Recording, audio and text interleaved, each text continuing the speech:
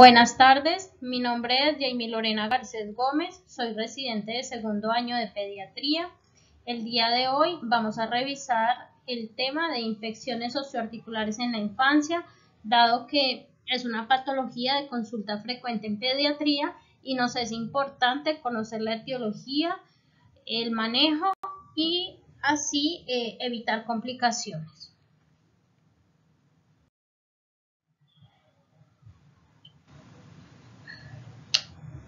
La clasificación de las infecciones socioarticulares está dada por el sitio afectado. Entonces, hablamos de artritis séptica cuando ocurre un proceso infeccioso a nivel de la articulación. Osteomielitis cuando el proceso infeccioso ocurre en el hueso y espondilodisquitis cuando ese proceso infeccioso ocurre en los discos vertebrales. Para hablar de la epidemiología, aproximadamente vemos que el 20% de los pacientes tienen una historia de trauma local no específico 2 semanas antes. Y estos pueden ser caídas, moretones o abrasiones que para el paciente pueden pasar desapercibidos, pero es el sitio de entrada de los microorganismos. Entonces, la incidencia de la osteomielitis tiene mayor incidencia en los países en vía de desarrollo, de 200 casos por cada 100.000 habitantes, y en los países en vía desarrollados de 2 a 13 casos por cada 100.000 habitantes. Y la incidencia de la artritis séptica es de 1 a 5 casos por cada 100.000 habitantes en países desarrollados y de 20 casos por cada 100.000 habitantes en países de vía de desarrollo. Entonces, podemos ver que hay mayor incidencia de osteomielitis en países en vía de desarrollo. Los factores de riesgos asociados en pediatría se debe tener en cuenta las inmunodeficiencias y cabe resaltar que en el departamento del Valle es importante tener en cuenta las hemoglobinopatías porque aquí hay una alta prevalencia de anemia por células falciformes y estos pacientes por los microinfartos que producen pues tienen mayor probabilidad de desarrollar infecciones osteoarticulares. También se debe tener en cuenta las cirugías, las heridas penetrantes y la diabetes. La principal vía de diseminación es la vía hematógena y el paciente puede cursar con una bacteriemia transitoria y posteriormente esta bacteriemia o estos microorganismos se van a desplazar hacia las metáfisis altamente vascularizadas y de aquí se pueden diseminar a otras regiones. También se puede dar por inoculación directa o por contigüidad secundaria a un trauma o después de una cirugía. Los principales microorganismos tenemos Staphylococcus aureus con una alta prevalencia de Staphylococcus aureus meticilino resistente adquirida en la comunidad y puede llevar a casos severos y el paciente puede cursar con sepsis, con choque y en algunos puede tener un desenlace fatal y los pacientes pueden fallecer. También tenemos Kingella kingae, que es un microorganismo frecuente principalmente en menores de 36 meses en países desarrollados. Y otros microorganismos tenemos Streptococcus del grupo A y B, principalmente en la población neonatal. Y las enterobacterias E. coli y Salmonella en pacientes con antecedentes de células falciformes. También podemos ver como un agente etiológico la Pseudomonas aeruginosa y Neisseria gonorrhoeae. Y también se dice que el 60% de los casos no se identifica el agente causal. Este estudio que les estoy presentando es un estudio que se llevó a cabo en el Hospital Universitario de Santander y el objetivo era identificar las infecciones asociadas a Staphylococcus aureus. Entonces, de las 357 ingresos o internaciones, se diagnosticó 39 infecciones por Staphylococcus aureus, que correspondía a un 11% de los microorganismos, con una prevalencia del Staphylococcus aureus meticilino resistente de un 7.6% y Staphylococcus aureus meticilino sensible de 3.4%. Resaltar que las infecciones con mayor prevalencia fueron las infecciones osteoarticulares. Para hablar de la fisiopatología de las infecciones osteoarticulares, entonces vemos que todo comienza en la metáfisis. ¿Por qué? Porque en la metáfisis todavía están las arterias nutrientes y estas van a terminar en pequeñas asas arteriales y se van a relacionar con los sinusoides venosos. Las bacterias pueden traslocarse desde los vasos hasta el sitio afectado. Luego van a hacer una replicación y una supuración y luego ocurre un proceso inflamatorio que está dado por toxinas bacterianas, por citoquinas inflamatorias y este proceso inflamatorio me puede ocasionar una destrucción local ósea. Y cuando ocurre una supuración en las metástasis óseas, la infección se puede extender al área subperióstica y luego a los tejidos blandos subyacentes. Y la fisiopatología de la osteomielitis aguda, como vimos anteriormente, la principal vía de diseminación es la vía hematógena y entonces esto se da cuando ocurre un rico aporte vascular de la metáfisis con mala circulación y hay una escasez de las células reticuloendoteliales. Entonces va a haber una afinidad de la pared celular bacteriana al cartílago, donde facilitan el ingreso y la proliferación de los microorganismos. Posteriormente se van a formar colonias que ocluyen capilares y esto va a dificultar la fagocitosis y por ende la penetración de los antibióticos. Entonces van a quedar unos focos iniciales en la metáfisis y estos van a facilitar la diseminación hacia la médula ósea y hacia la cortical del hueso. La osteomielitis aguda tiene 5 etapas que son la inflamación, la supuración, necrosis, neoformación ósea y resolución, que cualquiera de estas etapas se puede ver interrumpida una vez se haga el inicio del antibiótico o un drenaje quirúrgico del periósteo. Entonces, en el proceso de la inflamación hay un aumento de la presión intraósea por presencia de exudado y agregación de polimorfonucleares. Y clínicamente el paciente me lo va a manifestar por dolor y sensibilidad a nivel local de la articulación o el hueso. Luego, en un periodo de 48 a 72 horas, el pus que se ha formado es empujado hacia la superficie a lo largo de los canales de Wolman por aumento de la presión intraósea, lo que me va a elevar el periósteo y ese pus que se ha formado puede ir a los tejidos circundantes como las articulaciones, la piel y los tejidos blandos. Y después puede ocurrir necrosis, dado el aumento progresivo de la presión intraósea. Y en un periodo de 10 a 14 días puede haber neoformación ósea partiendo de células madres mesenquimales.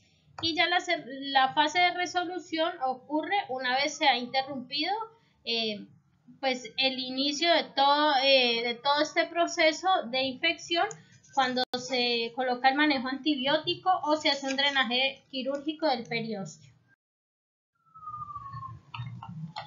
Y la fisiopatología de la artritis séptica se da porque ocurre una siembra hematógena de organismos en la sinovia de la articulación.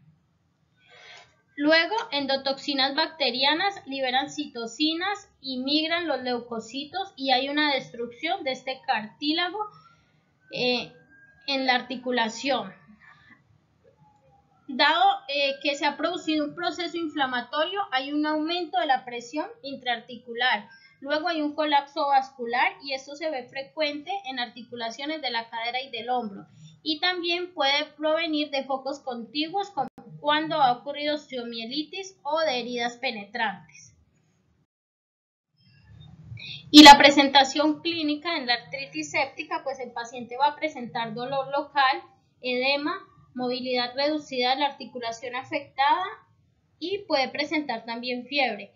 En los neonatos y en los lactantes, pues el cuadro va a ser más larvado, puede presentar irritabilidad, inapetencia, puede o no asociarse con fiebre o tiene dolor a la movilización de la articulación. Y los síntomas agudos inician en un periodo de 2 a 4 días.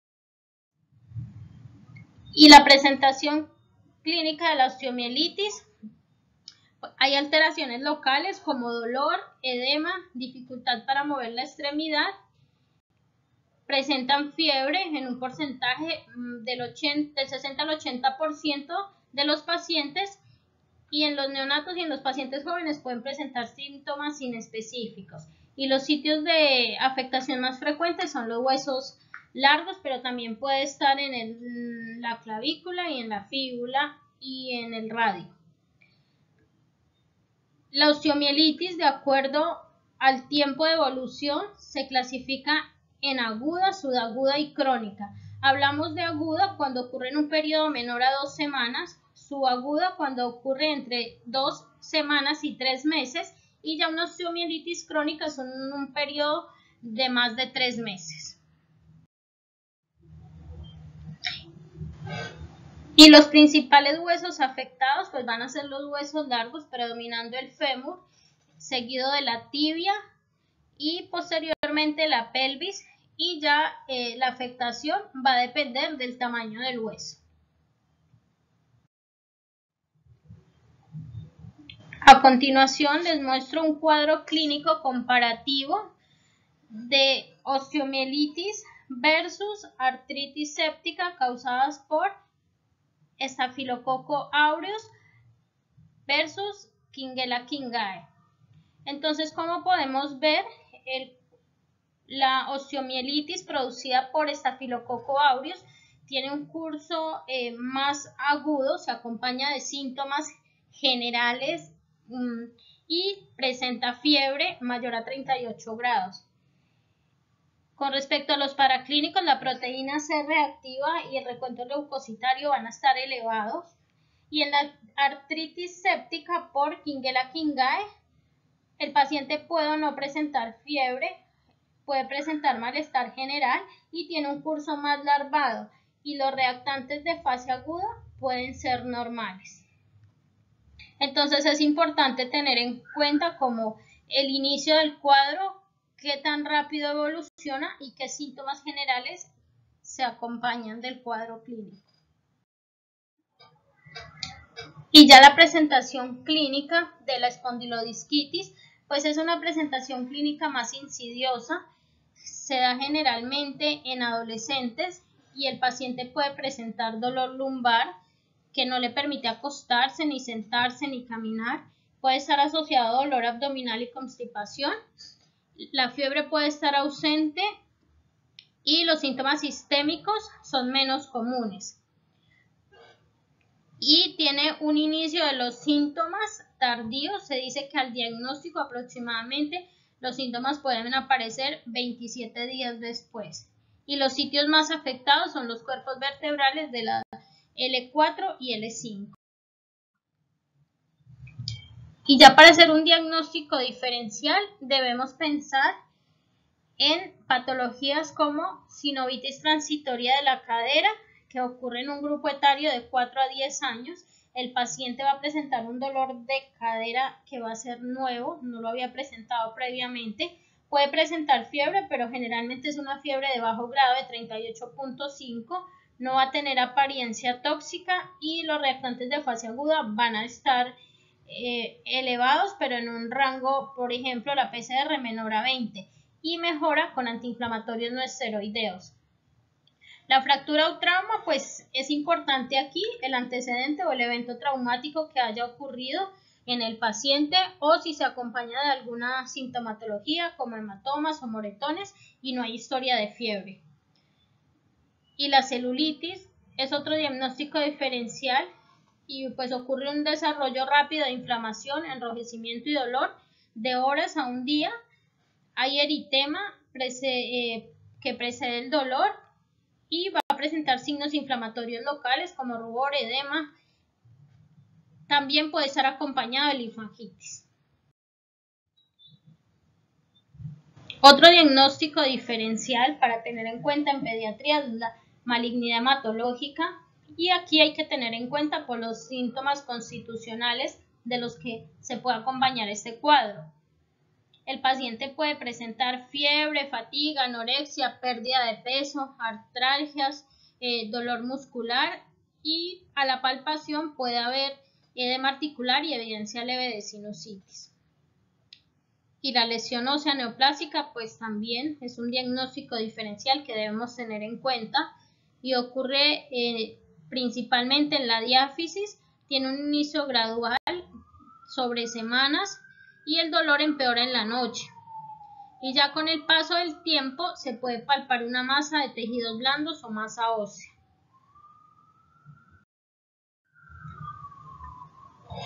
Dentro de los diagnósticos diferenciales también se deben tener en cuenta enfermedades sistémicas como son la artritis juvenil idiopática, el lupus eritematoso sistémico, la artritis reactiva y la artritis postestreptocóxica reactiva. Para hacer el enfoque diagnóstico, como en todas las patologías, pues es importante que tengamos la sospecha clínica, ante qué contexto, en qué paciente nos encontramos, qué antecedentes tiene. En la anamnesis, ver si tuvo antecedentes de trauma, si el paciente presentó fiebre previamente, si tuvo caídas, si tuvo lesiones en la piel, donde haya sido una vía de entrada para el microorganismo. Y al examen físico pues debemos evaluar signos inflamatorios locales alrededor de la articulación, en el hueso. Eso es muy importante.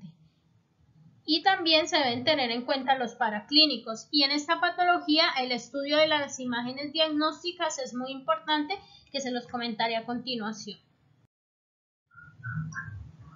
Dentro de las pruebas de laboratorio, las principales tenemos el hemograma, y el paciente puede presentar leucocitosis, pero menos frecuente esta leucocitosis va a ser en neonatos y en lactantes menores. La velocidad de eritrosedimentación globular y la proteína C reactiva pueden estar elevadas, y esto también se hace como manera diagnóstica y en evaluación de respuesta al tratamiento. Y no se han hecho estudios pues con procalcitonina. Generalmente lo que se utiliza es hemograma, BSG y PCR. Y es muy importante los cultivos. Hemocultivos, se dice que con una muestra es suficiente. Los cultivos del hueso o del líquido sinovial, aquí sí se deben tomar al menos 3 muestras. Y en caso de requerir toma de muestra en quirófano, la aplicación de profilaxis durante la inducción anestésica se recomienda para evitar bacteremia o sepsis secundaria manipulación. Y las pruebas moleculares pues no se usan de rutina.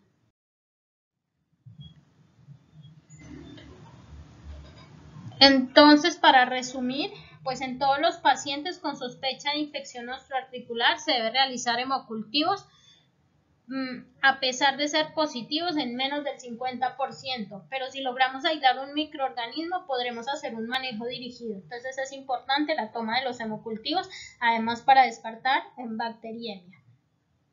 Y si has llevado cirugía en el contexto de una osteomielitis aguda, se debe procesar el material proveniente de colecciones o abscesos drenados. Y se hace artrocentesis o punción del espacio articular. Se dice que de un 20 a un 80% podemos aislar el microorganismo, y es una prueba diagnóstica de referencia. Entonces, a continuación vamos a ver un análisis de líquido sinovial.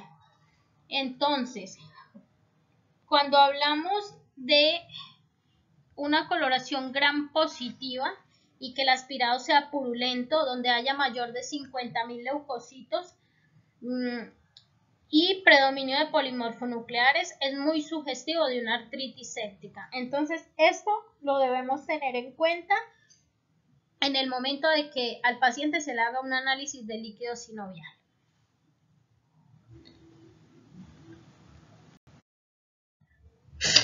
Y ya para hablar de las pruebas de imagen, son muy importantes en esta patología.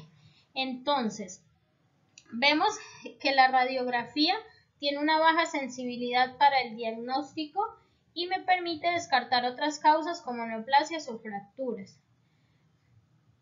En la osteomielitis, ¿qué va a ocurrir? Un adelgazamiento óseo, elevación o pronunciamiento del periósteo en un periodo de 10 a 21 días posterior pues a la osteomielitis. Entonces por eso es tan baja la sensibilidad al inicio del cuadro. Y en la espondilodisquitis va a ocurrir una reducción del espacio intervertebral o una erosión de vértebras adyacentes y esto es un proceso que se demora en aparecer de 2 a 3 semanas. Y en la artritis séptica ocurre un aumento del espacio articular y edema de tejidos blandos. La ecografía pues es el método menos invasivo, es muy fácil de realizar y está indicado para hacer diagnóstico de artritis séptica con alta sensibilidad para detectar efusión o derrame articular. Y también puede visualizar abscesos óseos y alteraciones del periósteo, pero no está indicada en la osteomielitis porque no me puede visualizar las alteraciones que hayan ocurrido en el hueso. Y la tomografía computarizada tiene menor sensibilidad que la resonancia, pero tiene mayor disponibilidad en los hospitales. Entonces, además de ayudar con el diagnóstico de infección, me permite planear procedimientos quirúrgicos o guiar drenaje o aspiración. Y la resonancia magnética nuclear es la prueba más apropiada para infecciones osteoarticulares, principalmente en osteomielitis y espondilodisquitis. Tiene una alta sensibilidad y detecta de una manera temprana de 3 a 5 días de evolución del cuadro. Entonces, por eso es como la prueba gold estándar. Frecuentemente las desventajas es que requiere sedación y no está disponible ni de rutina en todos los centros. Y la gammagrafía tiene indicaciones especiales y esto la voy a utilizar para evaluar compromiso multifocal o cuando no es posible determinar el sitio exacto de infección. Tiene una alta sensibilidad pero baja especificidad y pues requiere una alta dosis de radiación. Entonces es importante que tengamos en cuenta en qué momento aparecen los cambios radiológicos para así podamos indicar una prueba adecuada y evitar las radiaciones en los niños. Entonces, por ejemplo, en la radiografía, ¿qué observamos en los primeros 3 días? Lo que vamos a observar es edema de tejidos blandos. Y de los 10 a los 21 días ya va a ocurrir la reacción en el periósteo del hueso. Entonces, por eso no está indicada hacerlo antes de los 10 días, porque no vamos a encontrar ninguna alteración ósea. Y ya mayor a 30 días o un mes, podemos observar esclerosis lítica en caso de presentarse. La resonancia magnética nuclear, inicialmente, puede observar inflamación, puede haber edema de la médula ósea o de los tejidos blandos y hay un signo muy característico que es el signo de penumbra, que se observa ausencia de flujo de sangre cuando se utiliza gadolinio y esto es sugestivo de que haya un absceso o una necrosis en el hueso.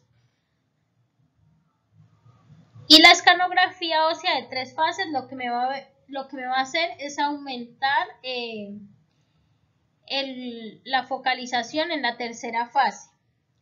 Y la tomografía computarizada, ahí sí puedo ver destrucción de la corteza, nueva formación ósea o secuestro, que es lo que ocurre en la fisiopatología de la osteomielitis. Y en el ultrasonido voy a detectar, en caso de haber líquido adyacente al hueso y compromiso del tejido blando, o también puedo ver engrosamiento del periósteo.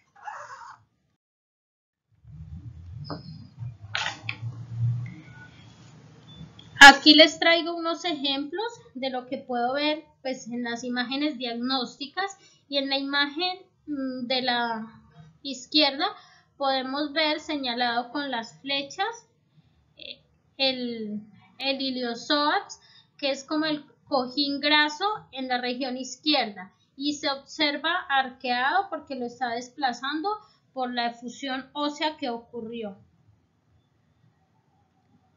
que sería esto que está señalado aquí con las flechas. Y ya en la ecografía se puede ver la colección de un líquido anecoico en aspecto lateral de la cadera izquierda, adyacente al cuello del fémur en una efusión articular. Y también ocurre arqueamiento del glúteo mínimo. Y es por la misma presión que ha ocurrido por el proceso inflamatorio. Y acá podemos ver una radiografía del maléolo medial, donde en la radiografía solamente voy a observar pues el edema de los tejidos blandos, como lo señala acá la flecha. Y cuando se hace una radiografía con tecnesio 99, que voy a ver imágenes hiperradiolúcidas en la región distal de la tibia, que es lo que donde me muestra el foco de infección. Y esta es una radiografía de fémur, donde ha ocurrido una elevación periostal por accesos, y eso da como resultado una osteomielitis. Entonces aquí se puede ver la reacción periostal que se presentó en el fémur. Y ya esta última imagen podemos observar que es la evolución inicial de una paciente de 9 años que presentó en su cuadro clínico inicial fiebre y cojera. Y en la radiografía podemos observar una imagen de lucencia lítica en la región de la metáfisis femoral. Y ya en la resonancia pues se mira delimitación de la osteomielitis y edema. Y ya para hablar del tratamiento, pues se debe tener en cuenta que a estos pacientes deben ser hospitalizados.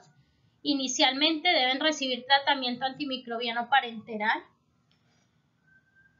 y el objetivo es controlar el foco de la infección e evitar que haya diseminación o bacteriemia.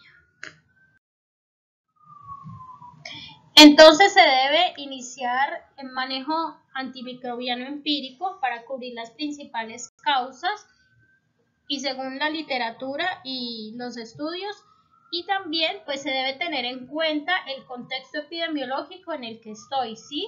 ¿Qué es lo que más predomina? ¿Qué microorganismo predomina en el hospital donde estoy? Entonces debemos cubrir principalmente Staphylococcus aureus meticilino resistente. Una vez se haya logrado pues el aislamiento del microorganismo, se debe hacer un manejo dirigido, y en caso de que los cultivos sean negativos, pues la transición antibiótico oral depende del perfil de cobertura del régimen parenteral que inicié. Y pues la administración parenteral se debe continuar hasta que haya mejoría clínica y paraclínica. Entonces se recomienda al menos 2 semanas de tratamiento parenteral, y la transición a vía oral en algunos casos puede ser temprana. ¿Y cuáles son estos casos? En casos no complicados, con ausencia de fiebre en un periodo de 24 a 48 horas y disminución de la PCR un 30 o un 50% de su valor inicial. La duración del tratamiento para artritis séptica es de 2 a 3 semanas, para espondilodisquitis de 2 a 4 semanas y para osteomielitis de 4 a 6 semanas. Eso es un tratamiento más largo.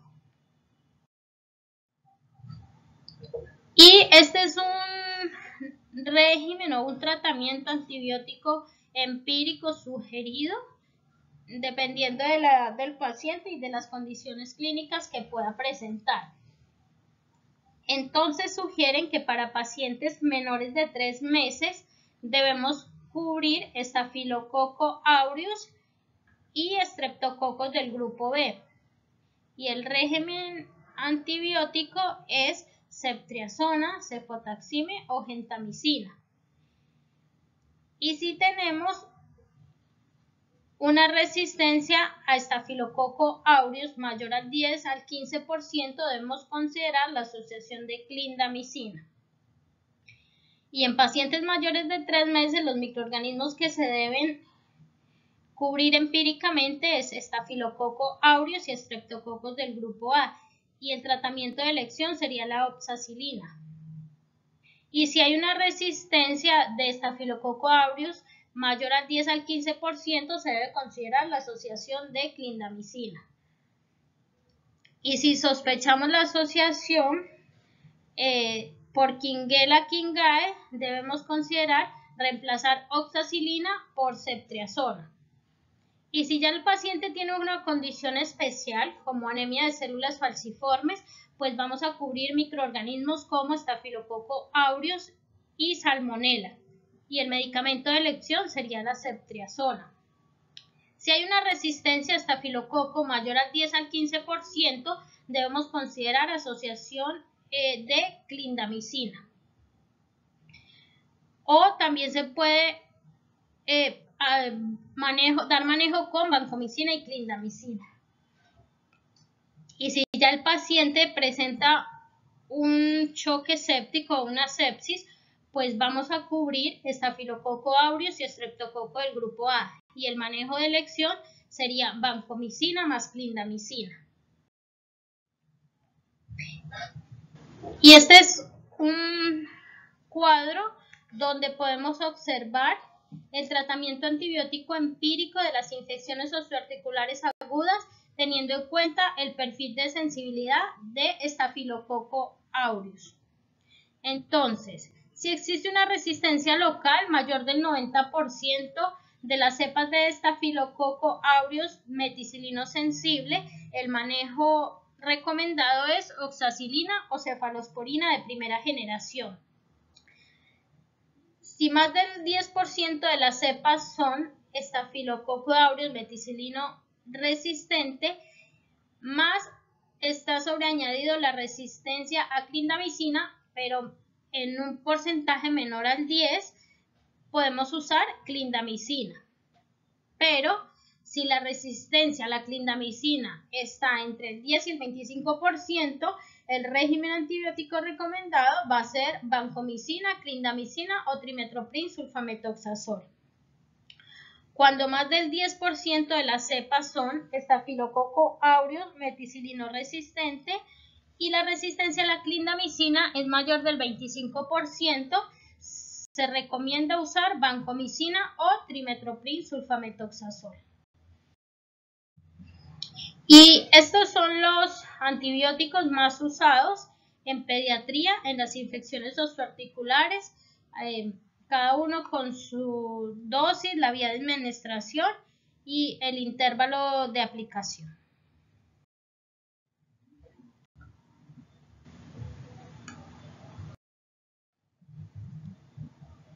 Y ya cuando hablamos de procedimientos quirúrgicos, pues se dice que para la artritis séptica se debe hacer drenaje del líquido articular e irrigación, tan pronto como sea posible, ya sea por artrotomía, artroscopia o artrocentesis.